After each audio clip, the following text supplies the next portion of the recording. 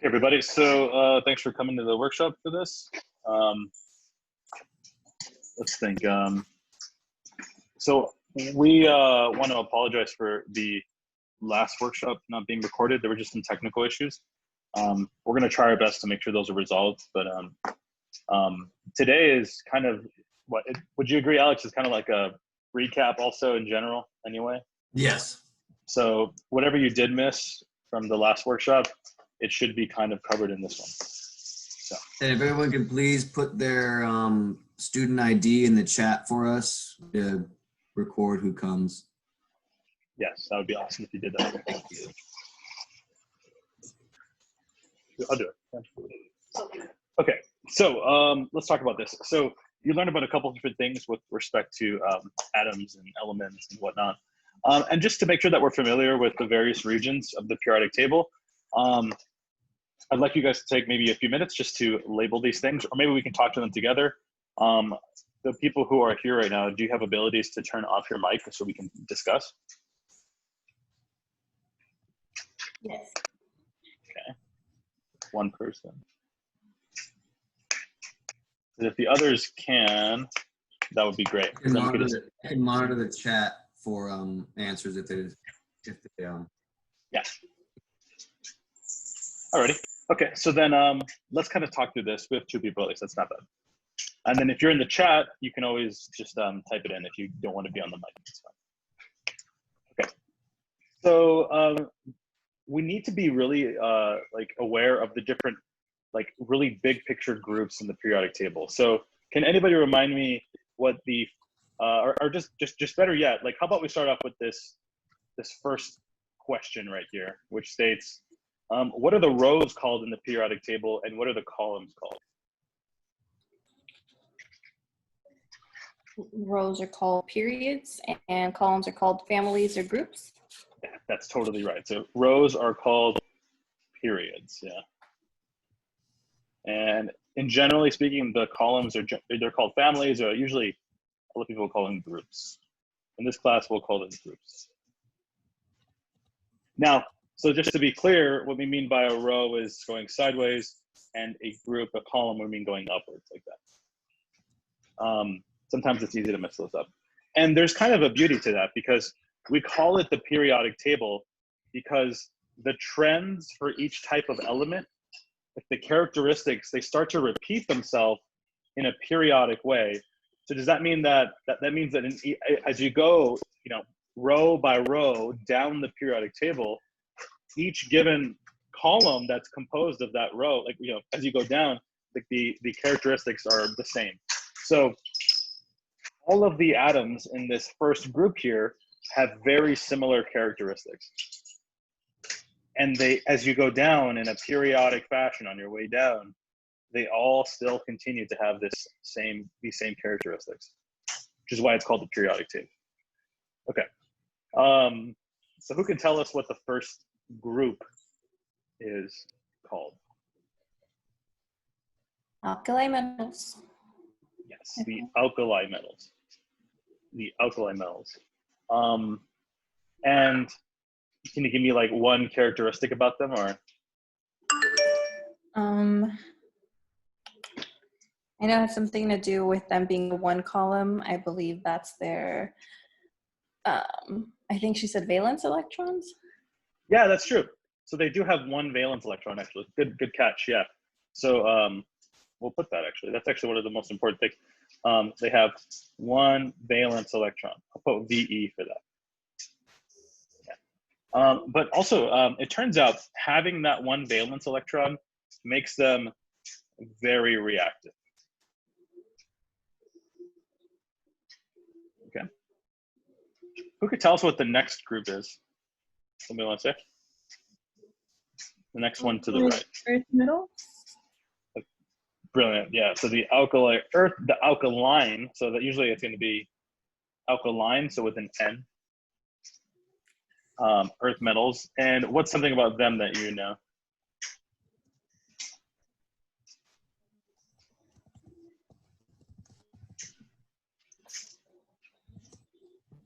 They're less reactive.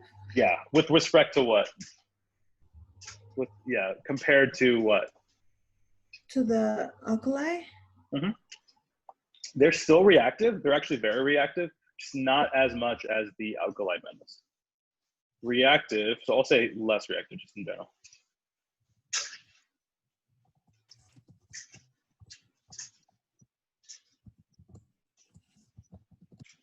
Less reactive than group 1.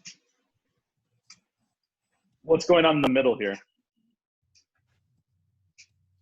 What do we call those middle region here?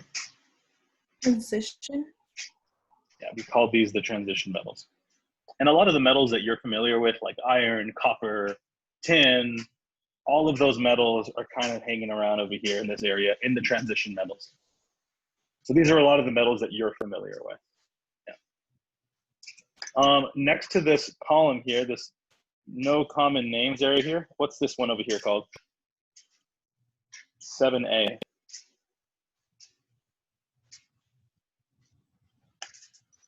Halogens? That would be the halogens, yeah. So and what can you tell me about the halogens?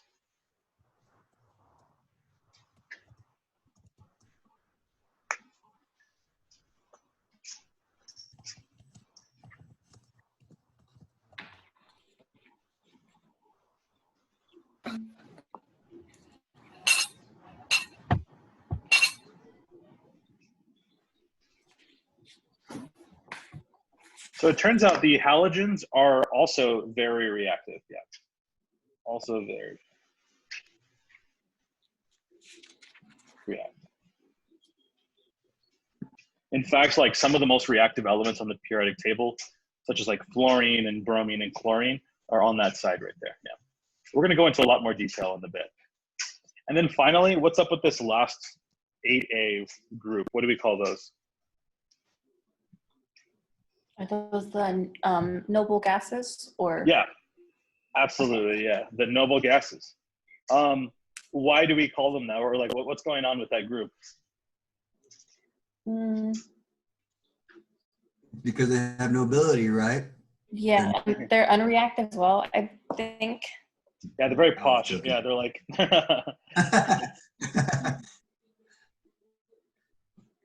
unreactive. They're noble. Nobility. Yeah, they're inert. Yeah, yeah. You'll hear unreactive. Other times you'll hear inert. That's a great word. It's a great word. Sometimes you'll hear inert, and that just means unreactive. Okay. And we will learn as a group why they are unreactive. I believe in the next lecture on Monday, something called the octet rule, which you may or may not have heard of before. And it turns out, yeah, so these are, oh, also you'll say like they're very stable. You'll hear. Now, because chemistry is the study of reactions, you're typically not going to be seeing a lot of things. You're not going to be using these noble gases a lot, right? Because they're unreactive, right? But they're helpful because it turns out that electronically, meaning through electrons, all of these other elements are trying in a way to become like the noble gases. Just like all of us are trying to be rich, right?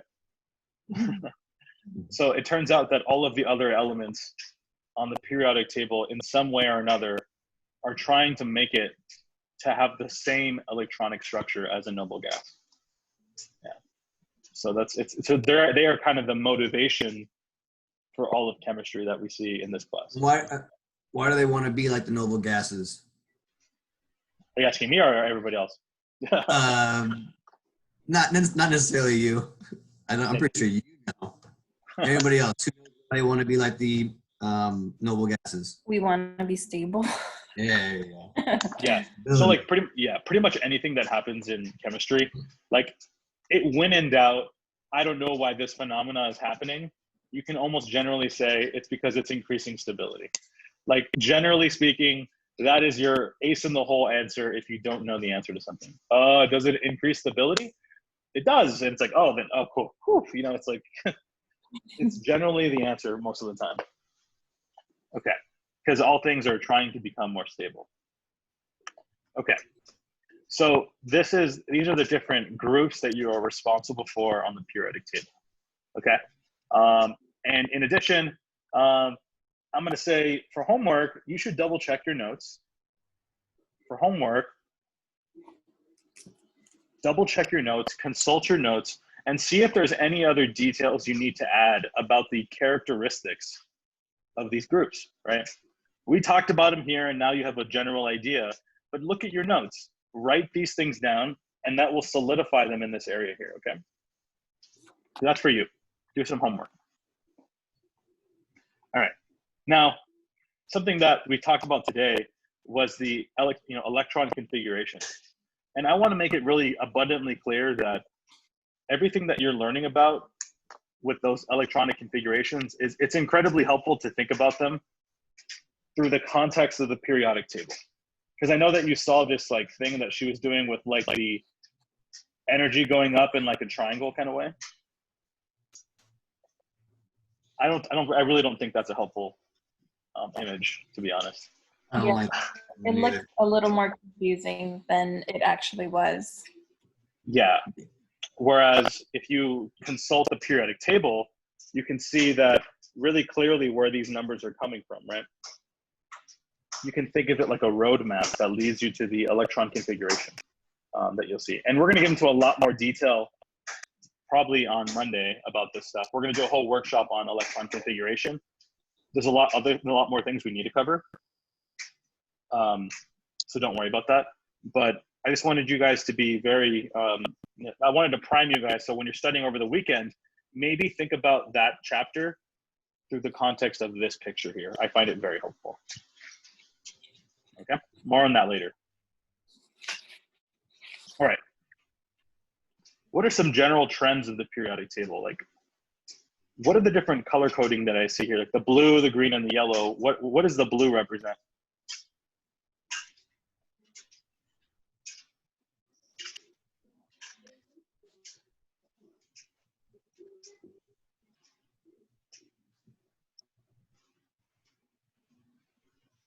Anybody? The blue is metals. The blue is metals, yeah. Nice. Which means what then? What about the others? Non-metals, or the metalloids. I forgot the Yes. names. So which one's which? The green one, I think she said, were the metalloids, and the yellow are non-metals. Metalloids, and then our last group is the non-metals. Awesome.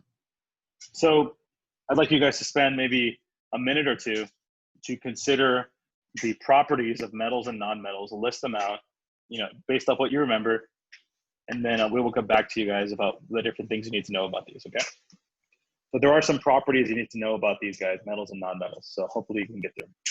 So I'll pause the recording, and then we'll come back in a minute. So if you're watching this, try to list out as many properties as you can about metals and non-metals.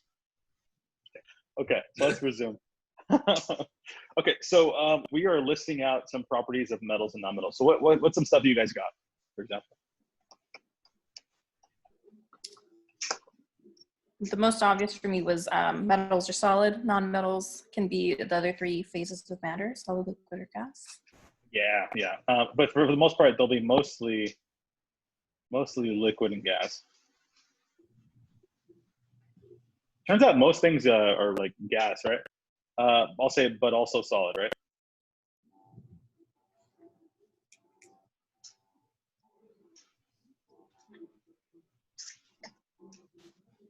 Mostly, I'll put here. Okay. What's next? What'd you guys get? They're malleable. So what does that mean? You can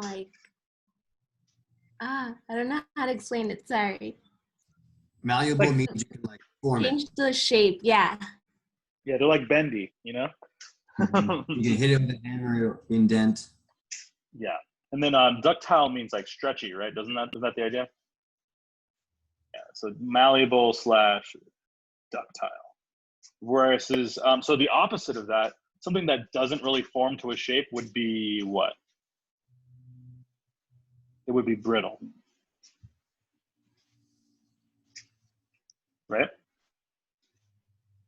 So metals. I'm not sure if you guys have ever like seen like gold before. You know, it's kind of like, you know what I mean? Like some bars of it are a little bit, well, not squishy, I would say, but like there you are. It's interesting. And like a sodium metal bar is like clay almost. It's really interesting. Yeah, that tripped me out when I first learned that. Yeah, they're kind of the next thing would be that they're a little bit shiny actually. Yeah. Whereas like the non-metals are very dull. So if you've ever seen like a slick piece of like sodium, it's really interesting looking. Like shiny clay. I wonder if I can show you a picture of that. I think I can actually pull it up here. The book had some pictures of them.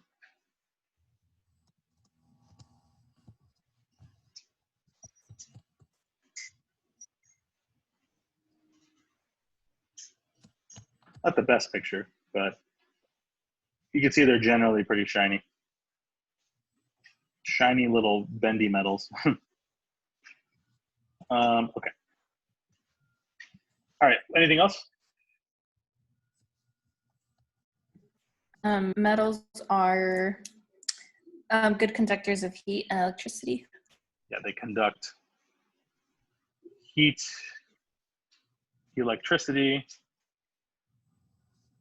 very well, which is why we use them for our copper, you know, wiring and so on, right? We use a bunch of different insulate metals as like, we use them on our stovetops, right? They come into contact with the fire, so it heats up our food on our pans. There's all these different things that happen, right? So we use metals, generally speaking, because they are good conductors of heat, and we use them in our electronics because they are good conductors of electricity. Okay. As opposed to the opposite side, right? The nonmetals are very poor at heat and electricity conduction.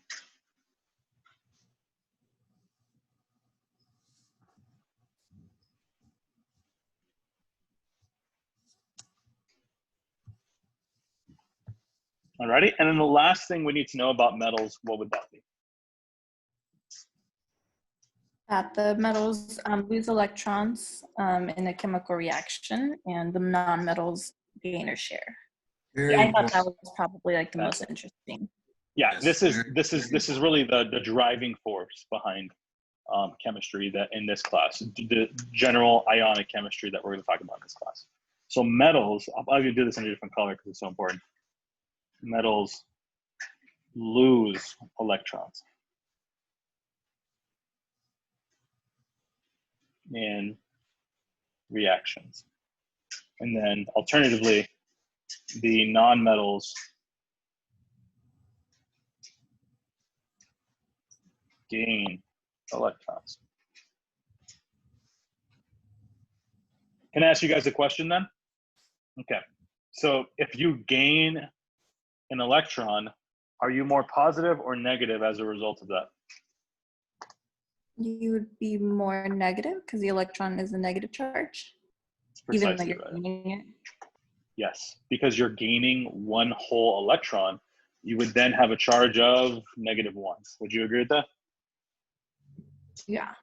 And if I was the metal that gave it to you, what charge would I be now? A positive. A positive one, right? And you have now just literally defined how ionic bonds are formed. That's literally all it is. It's the gaining of electrons. Say again? I forgot about bonds, like covalent bonds, valence bonds. Yeah. That's literally the driving force behind all of these things, right?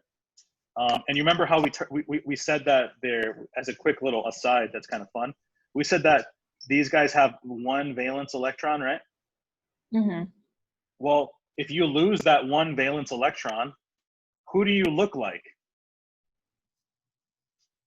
Well, then you look like the previous element. Because, you know, for each element, you get one proton and one electron, one proton and one electron, one proton and one electron, right? And if you lose an electron, it's like you're going back a step. And if for the metals, if you lose an electron, right, it's like you're going back to the one before it, which is this guy, which is a noble gas. Alternatively, if you're right here, a fluorine, for example, and you gain that electron, it's like you're moving up a step, which is why you're becoming a noble gas. So this is like the driving force for the chemical reactions that we see. Yeah, so this is what we mean by metals generally lose electrons and non-metals generally gain electrons. Cool. It gets them closer to that octet, which we will talk about probably on Monday. Okay. All right. Cool. So these are some things you need to know about. One other thing, something we didn't talk about really. We didn't talk about metalloids actually. So what's going on with the metalloids?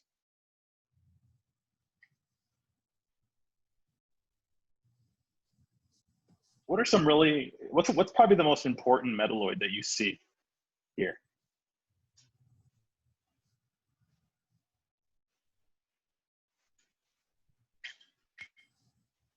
I would argue it's silicon right here. Do you guys know what silicon's used for? No. I know it's like, it's not appropriate, but like they're in implants, or is that a different type of like silicone? Oh, I see. I see what you're saying. No, you're right. Yeah, but okay. There's a whole region of California that's named for this. Oh, so Silicon Valley. Okay. What do they make? Is there like silicone? Glass. So no, so Silicon Valley, they make something. They make computer chips, right? Computer chips. See, I learned something. So computer chips, circuit boards. The very great conductor is silicon. Like they use them for, you know, these really small, like little circuit boards that form your computer. Silicon is a very important element that they need for that. So much so that they call it Silicon Valley because there's an abundance there, and they moved to the region where there is an abundance of the element that they needed. And that explains the tech boom that we see nowadays. Okay. So metalloids have some pretty cool properties. Anyway, okay. Moving on, we have these things called diatomic molecules. Does anybody know the diatomic molecules?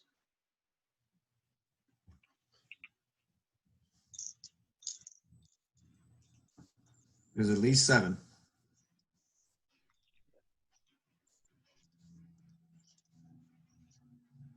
How about this? What do I mean when I say diatomic? What does that mean? They have to come in two. They come in pairs, right? We'll say, yeah, elements that come in pairs.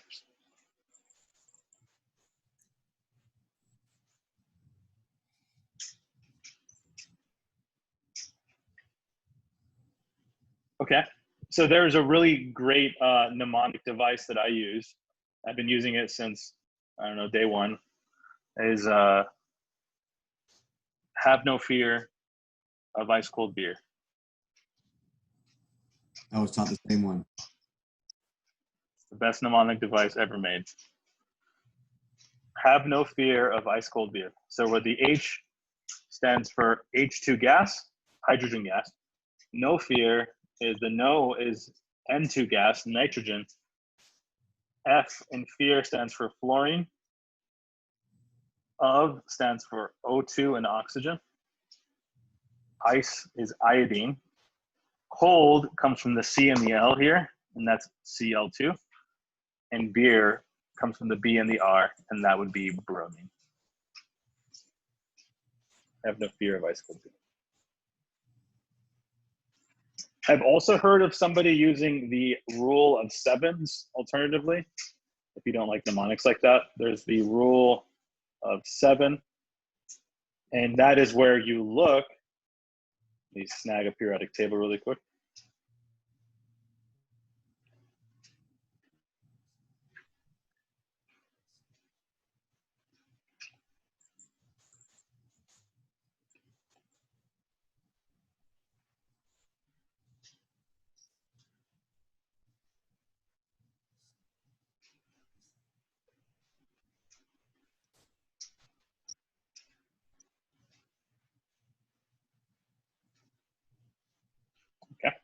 So the rule of sevens is you can start at the number 7, and then you make a number 7, 3, and down, and 4, like that. And that would be all of the diatomic molecules plus hydrogen. Do you guys see that? So the rule of 7, you could start at the number 7, which is nitrogen, and then construct a 7 out of it, and then plus hydrogen, and that is your diatomic molecules. Or you could do the have no fear of ice cold beer, and you can memorize them. You need to know these because they will be used so extensively throughout the remainder of the course. You need to know all of these, unfortunately. Yeah. Right, Alex. Like, there's like no way around it, unfortunately. Yeah, especially when it comes to molar mass and knowing that you're dealing with elemental compounds. There's going to be 2 of them instead of 1. It can mess up your entire calculation, and then you'll get a wrong answer. And your answer will be off by half. So the diatomic molecules, all of these are elements that naturally come in pairs. And those would be nitrogen, oxygen, fluorine, chlorine, bromine, and iodine, and then H, which is hydrogen. And so that's why you'll see them written as H2, N2, F2, and so on and so forth. Okay? You are very much responsible for this. Cool. Well, Any questions? Yeah. Yes, sorry. Will problems specify when they're using the diatomic molecules instead of just the original? So generally not. What they'll say is this. They'll say oxygen gas. They'll say oxygen gas, or they'll say something like that, or nitrogen gas reacts with, and what they mean by that is the normally present form of that oxygen. So they actually never say it explicitly that it's diatomic, which is why we're making you just think about it right now. So for the most part, we should consider it to be talking about the atomic molecule instead of. Yes. Yes, absolutely. Say it like, nitrogen, oxygen, gas. Yeah. So if they say that, it means O2. Yeah. Oh, okay. I understand. Yeah, it's kind of weird. There's a weird kind of vocabulary you have to kind of learn with chemistry, and some of it's not very good, and I acknowledge that. Yeah, but it's weird. You have to kind of work with it, So here are 2 methods that you can use to solve to remember these. I would recommend knowing them by Monday if you can, especially because when we start getting into stoichiometry, like Alex said, it becomes increasingly important that you know these things. All right, moving on. For homework, you need to know all the fancy names of all the researchers that discovered the various subatomic particles. Who do I mean by that? I mean like J.J. Thomson, Rutherford, Bohr. You need to know all the names of them. You should know the names of them and what they discovered. Names plus discovery. I think also the experiment they used to discover what they discovered. Yeah, that's true. So like, for example, you should know that like, I think it was J.J. Thomson did like the cathode ray tube or something like that, didn't he? Something like that. Yeah. So like example, the cathode ray tube discovered the electron. Who discovered it, and so on. You need to know these things for your final, or not final, but midterm coming up. Okay, and quiz coming up actually too. Chat question. That was me. Alrighty. So yeah, this will be your homework today, guys. Make sure you do it over the weekend, in addition to memorizing the diatomic molecules. Okay. All right, last little bit of stuff before we're done. You learned a lot about determining the number of protons, neutrons, and electrons in an element, right? And the only way to really get good with this stuff is to kind of just practice and do these problems. But really quick, I wanted to make it really abundantly clear that protons usually abbreviated by P or P plus, have a charge of +1, right? And the protons tell you what? What do the protons tell you about the atom? They are the atomic what? Atomic mass.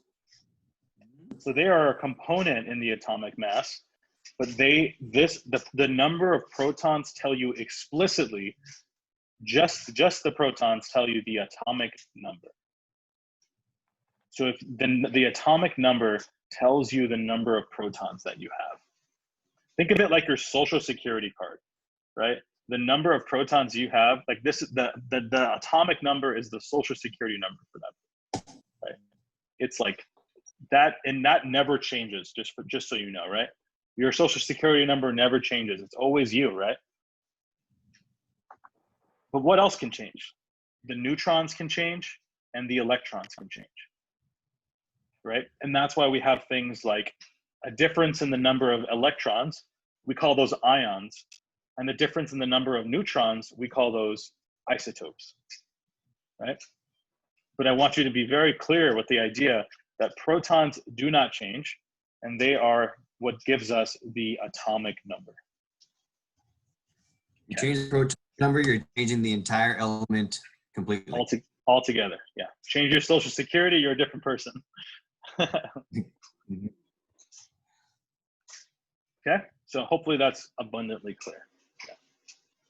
Okay, so the number of neutrons, like I said, those things are subject to change if you want it. This is what, like, you know, some reactions like nuclear decay, by the way, like radioactivity, it's typically neutrons that are getting decayed and being ejected out. These things can change. And that's, if you notice, they have very similar atomic mass to a proton, right? So these two, if you were to look at this, right? If you were to add these up and do, like, you know, sig figs, sig fig rules, you know, and including the mass of an electron, you would notice that this is a very negligible number here by the electron.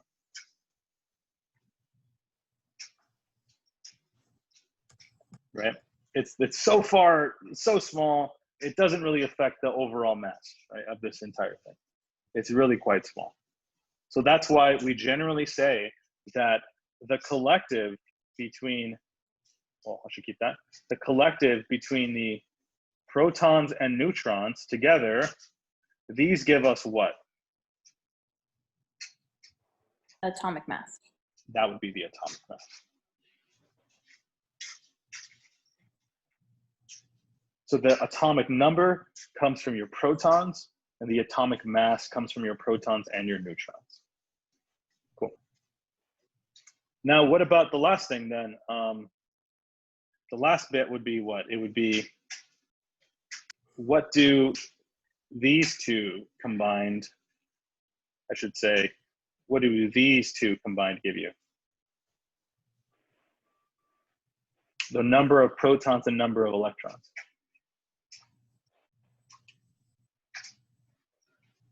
That will give you your charge, right? Your overall charge.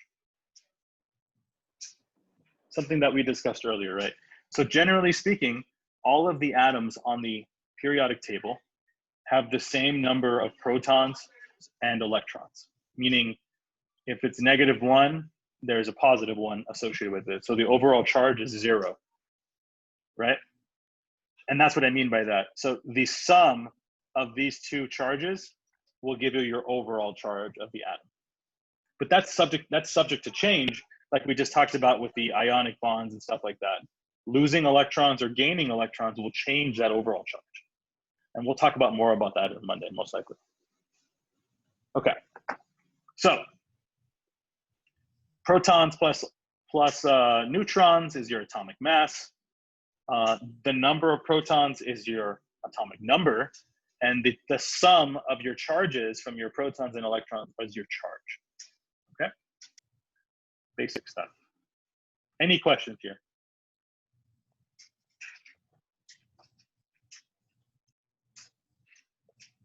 If not, we'll move forward. Let's do it. Okay, so we're gonna fill out a bunch of these things. We have 2 of these to do, and then maybe I'll let you do one of these on your own. We'll figure this out. Okay, but this is something that you guys is on your it's on your exit ticket, I believe. Something similar to this, which is why we pulled it up.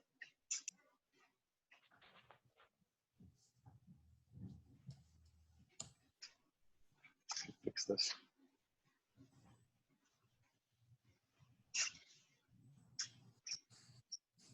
There you go, it's better. Okay, so what is the name of this element here that we see with this symbol here? Zn. So this would be a good time for you guys to pull out your periodic tables so you can consult that.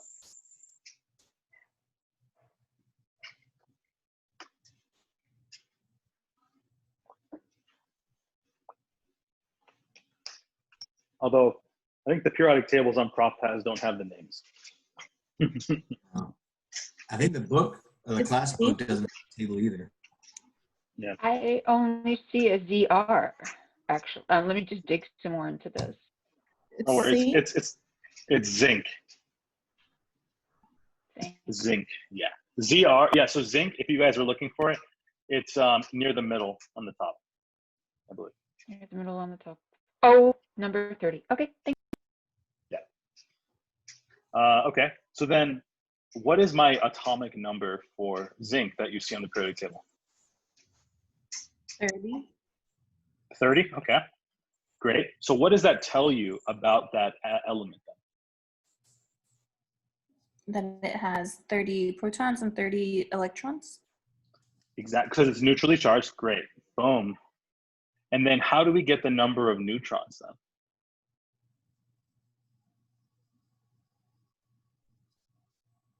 Well, we remember that the mass number, right?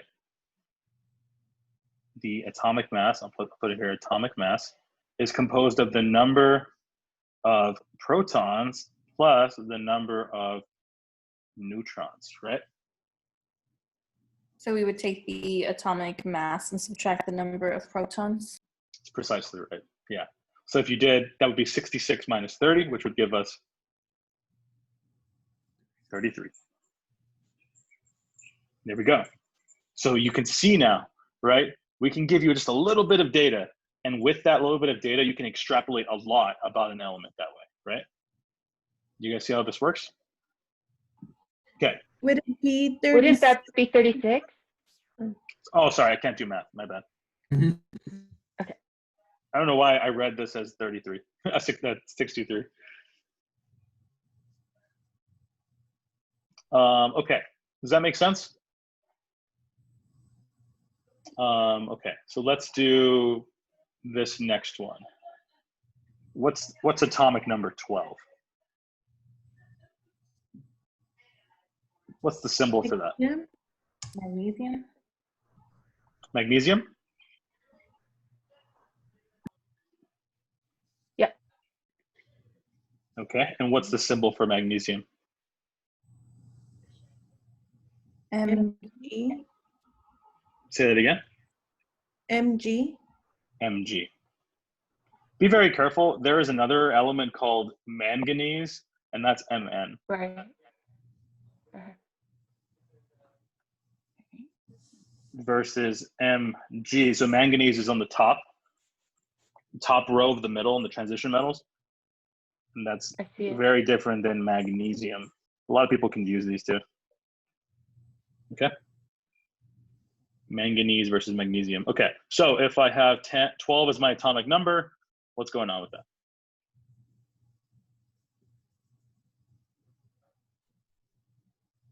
What does that tell us?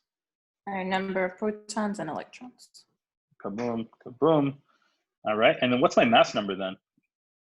Because they did give us some other stuff. 24. 24, right? Because we said the mass number is composed of the number of protons and the number of neutrons. We have 12 and 12, which means we have 24 as our mass number. Cool? Awesome. All right, the rest of these are, let's see if there's any other good ones. Yeah, we can let you guys do the rest of this at home, okay? These are good homework problems, right? Yep. So you guys can do those. There's some more on your, I will post the answer key to this, okay? I won't post the answer key for this stuff. I'm gonna let you guys do this yourself. But I will post the answer. I want you guys to look up and read. Recorded? Yes. Sorry. Say again? Was this, it was recorded? I'm sorry, I had an errand to run. I really wanted to be here for the whole thing. So Don't worry. will I be able to catch up? Yes. Yeah, this is all recorded. Yay. Thanks. No problem. Thanks for coming. Cool. Yeah, we appreciate you No coming, worries. even though you had an errand to run. Thank you. Okay, so that'll be your homework there. Okay, the next thing we talked about was isotopes, right? I think I caught this in the beginning of class today, right? And so what is, really quickly, can somebody define what an isotope is?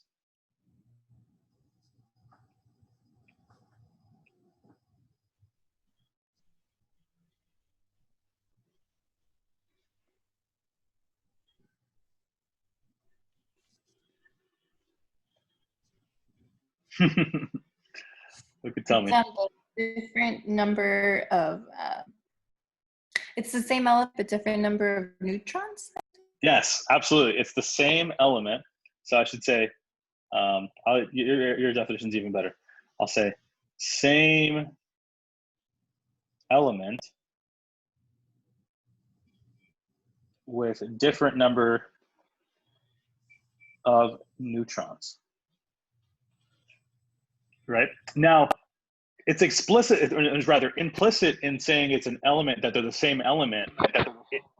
Implicit in saying it's the same element means that they have the same number of protons, right?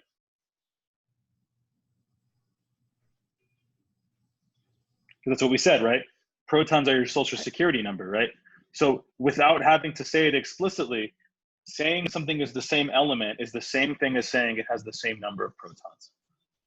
So another way to say, if you really wanted to be really thorough, you would say an isotope is when atoms have the same number of protons but different number of neutrons. You can say that alternatively. Does that make sense? Okay. Yeah. So given that, that would mean that each of these silicon, they're all the same atom with the same number of protons, 14, 14, and 14, but we can clearly see that their atomic mass is different. So what's changing then?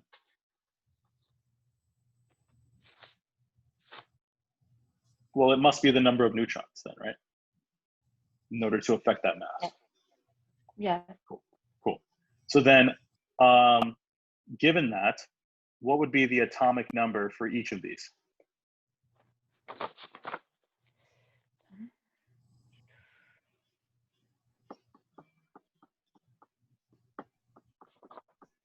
$42 for the first one.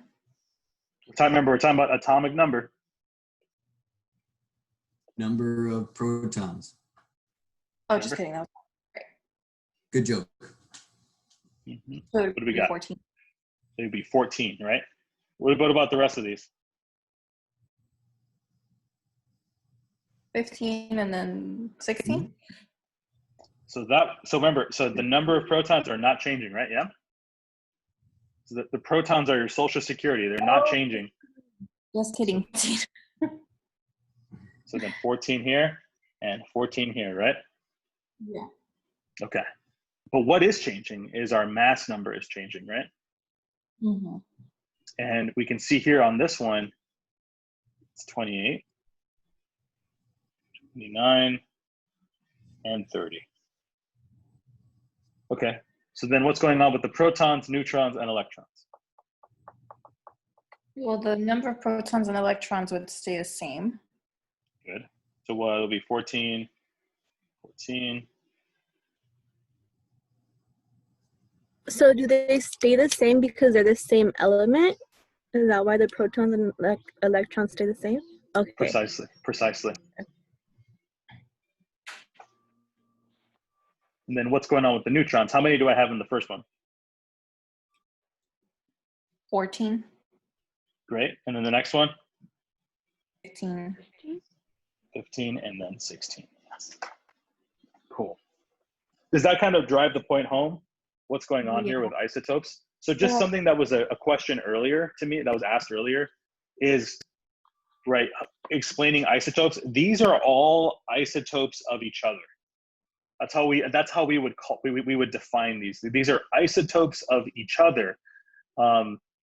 It's interesting because a lot of people are like, okay, is it an isotope with respect to some standard, some normal element? It's like, no, they're just isotopes of each other. You know what I mean? It's kind of a weird word. Yeah, so they are all different from each other, even though they are the same element. Because If I could interject and say, if you guys look at your periodic table, find silicon, I would like you to tell everyone which of these isotopes is most abundant according to your periodic table. Okay. If you can answer this one correctly, I'm confident you understand isotopes and The most abundant Mm-hmm. would be the first column, So what's the atomic mass that you see on the periodic table? right? 28.09 for silicon, right? Mm-hmm. Good. Okay. So then explain your answer now. Well, we have three numbers. We have these three different numbers, 28, 29, and 30. But if I'm looking for something that is the most abundant, then the average, which I'm not going to, because we didn't do it in class, I'm not going to go ahead and calculate the averages and try and figure it out, right? Because I understand that because I have number of protons and the same number of electrons, it's basically all the same mass with the exception of the number of the neutrons, right? And the mass number. So with 2809, that when you look at the scale, okay, so that's measured in hundreds, right? And I've got three numbers, 28, 29, and 30. I have to imagine or even make a guess that 28, that's going to be closest because it is the most abundant. Yeah, exactly. That sort of right? Did I get it? That's exactly right. Yeah. Woo! Yeah. Woo-hoo! Excuse me. That's exactly right. Yeah. Can we just go over how we get neutrons again? Because I'm kind of like not, I mean, I think I get it, but I'm not sure. No problem. So the way that I get neutron, okay, so is it fair to say that the atomic mass is just the mass of the stuff that you find in the nucleus, right? So it's like the number of protons that you have plus the number of neutrons that you have, right? Right. Now, it turns out if you have this, right, you can then subtract it.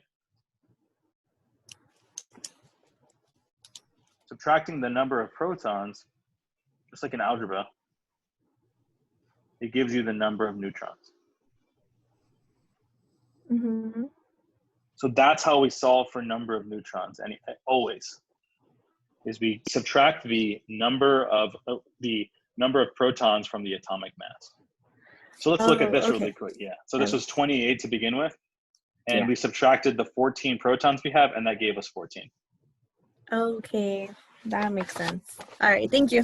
Big help is your mass number is always going to be the bigger of the two numbers that you see. It's true. Yeah, absolutely. Yeah. So if you're ever curious about, oh, which one's my mass number? Yeah, the big one's always the mass number. Because if you think about it, it would never make sense for the protons to be the bigger one, because the atomic mass is the protons and the neutrons. So there's always going to be, it's always going to be bigger. Yeah. Yeah. Okay. Thank you. No problem. So the bigger one. Cool.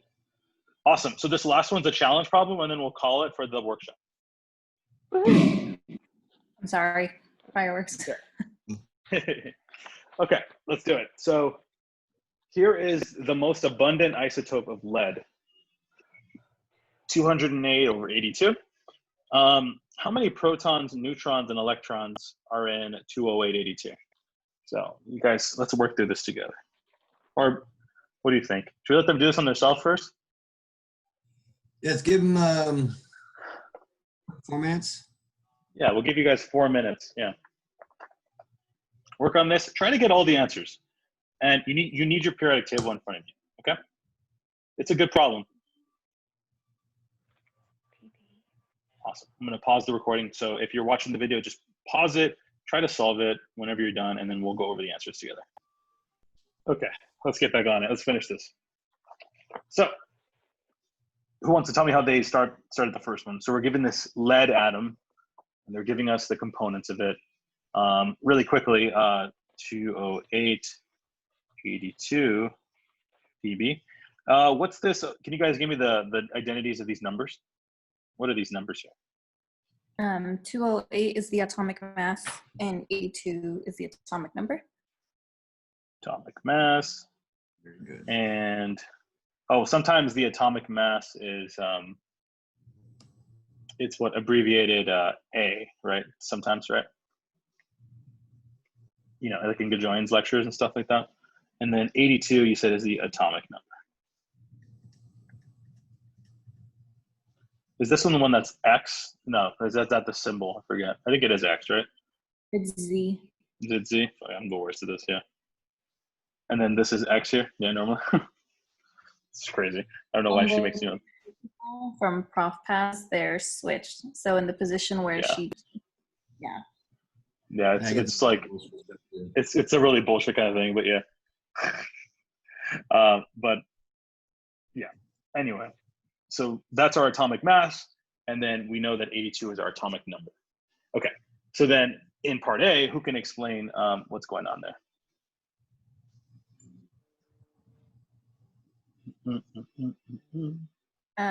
what I did was the atomic number is the number of protons and electrons. So P plus equals 82 and E negative equals 82.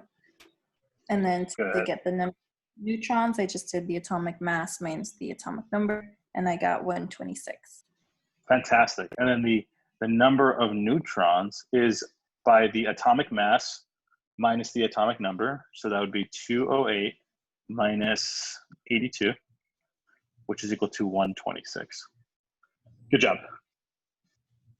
Hoorah. Good. What about B? So what is the atomic symbol for another isotope of lead, but instead it has 132 neutrons? What I did was, since it's the isotope, it would be the same symbol. It would be. Yeah, so it would be the same. Yeah, so it would have the same, what? The same atomic like symbol, it's necessarily, but the number surrounding it will be different though. Was that correct? So then since it says 132 neutrons, I just did the, what did I do? I did the number of neutrons, which was 132, and then I just added the number of protons, which is 82, to get the new atomic mass. So my new symbol was 214 for the atomic mass, 82 for the number of protons, and then pp for the symbol. Good, yeah, because the way you got 214, it was the number of neutrons, which is equal to 131, and the number of protons, which is not changed, right? Because it's just an isotope, and that was 82. And then if you add these together, is it 214? Is that right? Yes. Or 214? Really? Yeah. Wait, no. 213 or no? Oh, sorry, Isn't it 212? Let me look it up. yeah, 213. Yeah, just one less. Yeah, 213. I still get how you Yeah, I don't know how we're getting to 3. do evens. Because it's 130. Oh, 132 neutrons. Sorry, I was reading this one here. My bad. No, you're right. It's 214. Boom. And this is going to be a 132 here.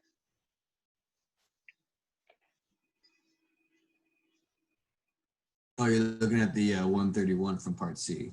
Exactly. Yeah. Cool. So then there we go. That would be our answer in this case, right? That's how we develop this. Now, lastly, C, which is the really cool question, right? And now, what is the name and the symbol of an atom with the same mass number as in part B. So if the same mass number, what was our mass number again? It was 214. 214, and as in part B, but we have 131 neutrons. So what can we do with that? Subtract the number of neutrons from the mass number. Yes, and then what will that give us? 83. What's this 83? What is this 83 attached to? It's the number of what? Number of lead, the protons and electrons. Protons and electrons. It's the number of protons, right? Protons slash electrons, right? And that would give you your atomic number, right? So you've basically just found this person's social security number, and now we can look them up. And what person or element is this?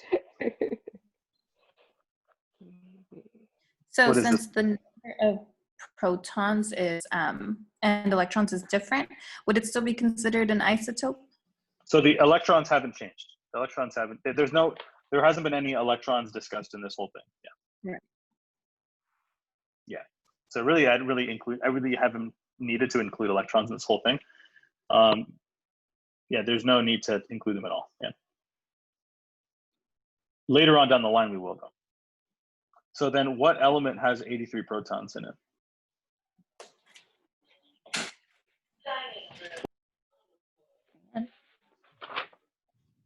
I think you might have cut off there. It's Bi, but I'm not sure what it is. Bi. So Bi. So that's called bismuth. Bismuth. Bismuth? Bi. That's called bismuth. You know, like Pepto-Bismol? Yeah. This is the active ingredient in Pepto-Bismol, bismuth. Is it like a bicarbonate?